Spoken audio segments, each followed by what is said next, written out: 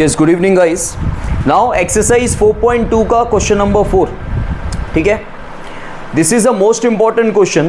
पहले इसके 2 इलस्ट्रेशंस भी होते थे, वो भी मैं आपको ओल्ड बुक में होते थे, वो करवा दूंगा साथ ही साथ। देखो इस क्वेश्चन में लिखा हुआ है फाइंड 2 कॉन्जिक्यूटिव पॉजिटिव इंटीजर्स, ठीक है। आपके इंटीजर्स मतलब नंबर नेगेटिव नहीं होने चाहिए, 0 भी नहीं होने चाहिए, पॉजिटिव ही होने चाहिए। आपको 2 कॉन्जिक्यूटिव का मतलब होता है एक के बाद एक, ठीक है। मतलब अगर आप पहला कॉन्जिक्यूटिव नंबर x लेते हो तो दूसरा आपको x+1 लेना है, ठीक है। आपके क्वेश्चन में फाइंड 2 कॉन्जिक्यूटिव पॉजिटिव इंटीजर्स बोला है। आपके क्वेश्चन में कॉन्जिक्यूटिव ऑड या इवन है ऐसा मेंशन्ड नहीं है। समझ में आ रहा है? सिर्फ क्या लिखा हुआ है, फाइंड 2 कॉन्जिक्यूटिव पॉजिटिव इंटीजर्स, ठीक है, इतना ही लिखा हुआ है। उसके साथ में इवन या ऑड वर्ड यूज नहीं किया है। अगर इवन या ऑड वर्ड यूज होता, याद रखना, इवन या ऑड वर्ड यूज होता तो आप लेते x और x+2 लेते। क्या लेते? दोनों में। खाली ऐसा नहीं सोचना कि इवन में x और x+2 होता है, ऑड में भी x और x+2 ही होता है। वो जब मैं करवाऊंगा तब आपको बता दूंगा क्यों होता है। हाल फिलहाल वो सब नहीं कर रहे हैं, लेकिन आप याद रखना इवन या ऑड दोनों में ही x और क्या आएगा, x+2 आएगा। और कुछ भी ना लिखा हो, जैसे ये क्वेश्चन है फाइंड 2 कॉन्जिक्यूटिव पॉजिटिव इंटीजर्स, यहाँ पे ऑड या इवन वर्ड यूज नहीं है, तो आपको लेना है x और x+1। समझ में आया? मैंने क्या बोला, हर चीज़ का आपको रीज़न मिल जाएगा, लेकिन अभी हम वो सब नहीं कर रहे हैं और मैं ओरली बताऊंगा तो आपको समझ में नहीं आएगा, ठीक है। x और x+1 आपको लेना है यहाँ पे। तो सबसे पहले आपको एज्यूम करना है, let the 2 consecutive positive integers be x and x+1। 2 number आपने सोच लिए। अब लिखा हुआ है sum of whose square is 365। Sum of whose square is 365। इनके स्क्वायर का टोटल, इनके स्क्वायर का टोटल 365 है। इनके स्क्वायर का, इन दोनों का स्क्वायर कर दो, ये हमने दोनों का स्क्वायर कर दिया, का टोटल मतलब बीच में प्लस डालना पड़ेगा। कितना है? 365 है मतलब इक्वल्स टू होता है, ठीक है। अब सॉल्व करो, x का स्क्वायर x स्क्वायर, यहाँ पे a+b द होल स्क्वायर की आइडेंटिटी अप्लाई होगी। a+b द होल स्क्वायर की identity a square plus 2ab plus b square, a का square plus 2ab plus b का होल स्क्वायर। जिसको डायरेक्टली अप्लाई करने आती है कर सकते हो, और किसी को नहीं आ रही होगी इसलिए मैंने पूरा आइडेंटिटी अप्लाई की। बाकी आप डायरेक्टली आंसर लिख सकते हो जो मैं अभी लिख रहा हूँ, x स्क्वायर प्लस 2x+1, आप ये डायरेक्टली लिख सकते हो, इक्वल्स टू 365। अच्छा, x square plus x square plus 2x का प्लस 2x, ये 365 यहाँ ले लो। सो 2x square plus 2x minus 364, plus minus minus 365 में से 1 गया 364, बड़े नंबर के आगे साइन माइनस की। अब आपको 2 कॉमन दिख रहा है तीनों में से, तो 2 कॉमन निकाल दो, तो क्या बचा, x square plus x minus 182 equals to 0। ये जो आपने कॉमन निकाला ये इनटू में है, ये जाएगा डिवाइड में, 0 divide by anything is 0। So x square plus x minus 182 equals to, वैसे तो हर साल मैं ये दिखाता ही नहीं हूँ, मैं हमेशा एक चीज़ बोलता हूँ, अगर कॉमन जब निकल रहा है और राइट हैंड साइड 0 हो तो जो कॉमन निकल रहा है वो दिखाओ मत, डायरेक्टली कॉमन निकाल दो। मतलब इनको डिवाइड कर दो, लेकिन ये दिखाने की ज़रूरत, क्योंकि ये छोटा सम नहीं है भाई, ये लॉन्ग सम है। ये छोटी मोटी सी चीज़ें नहीं दिखाते तो चलता है। You are in 10th standard, आपको हर चीज़ डीपली मैं इसलिए दिखाता हूँ कि आपको काफ़ी बार समझ में नहीं आता। बाकी मैं हमेशा ये बोलता हूँ, अगर राइट हैंड साइड 0 है तो कॉमन निकालने की ज़रूरत नहीं है। ये जो प्रोसेस किया ना कि 2 नीचे गया डिवाइड में गया और वो सब करने की ज़रूरत नहीं है, कॉमन निकालो डायरेक्टली ये आ जाएगा, ऐसा कर सकते हैं, ठीक है। समझ में आया? अब स्प्लिटिंग द मिडल टर्म, और दूसरा 182 के फैक्टर्स याद ही रख ले, कॉमनली याद रखो क्योंकि यूज़ होता है बहुत बार। 14 13 सा 14, और बीच में 2 ही नंबर हो सकते हैं, या तो बीच में 1 होगा या 27 होगा। 1 तब होगा जब माइनस हो रहा होगा तो बीच में 1 होगा, 14 माइनस 13 1 होता है, और प्लस होगा तो 14 प्लस 13 27 होगा, तो बीच में या तो 27 होगा या तो बीच में 1 होगा।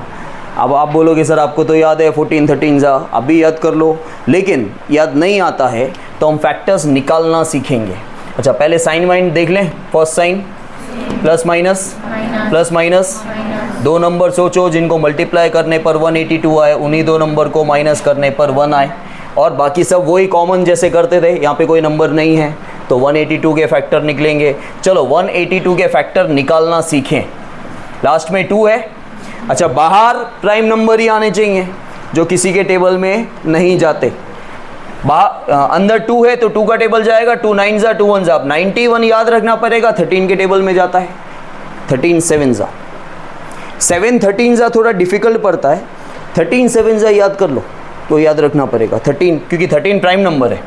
13 7 जा और 7 भी प्राइम नंबर है, 7 1 जा। अब ये फैक्टर निकल गए, इसके अलावा और कोई फैक्टर नहीं है।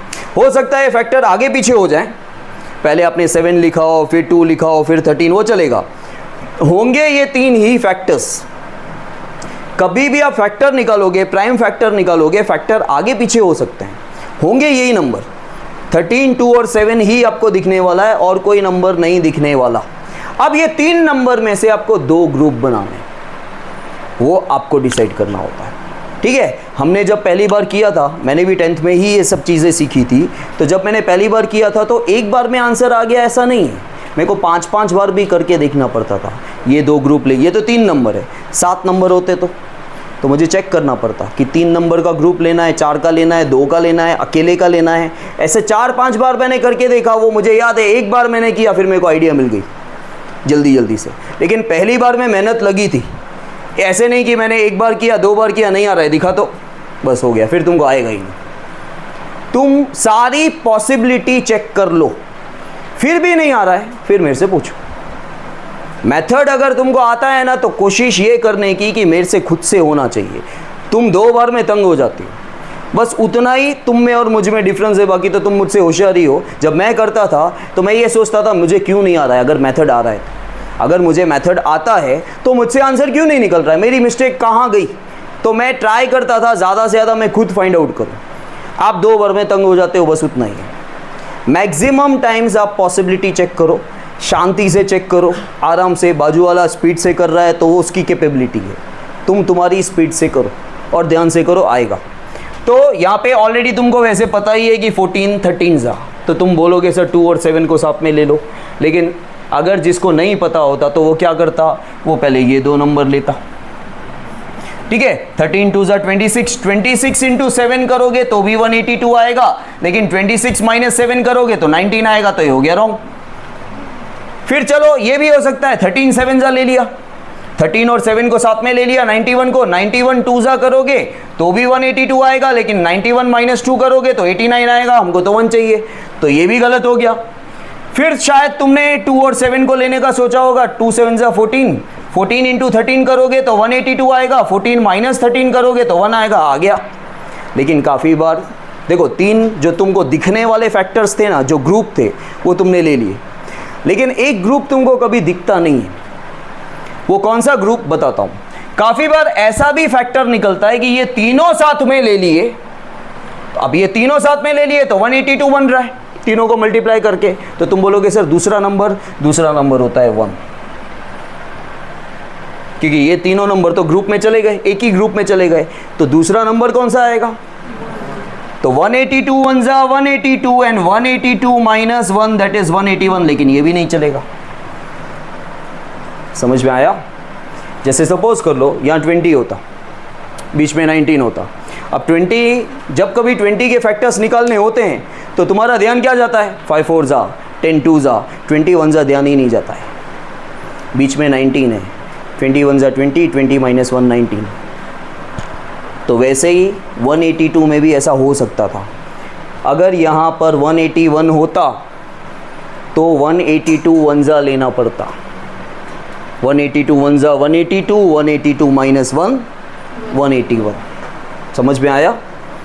सिर्फ इसी सम को ख़त्म नहीं करना है, हमको इस तरह सीखना है कि कोई भी सम आ जाए तो हम कर सकें।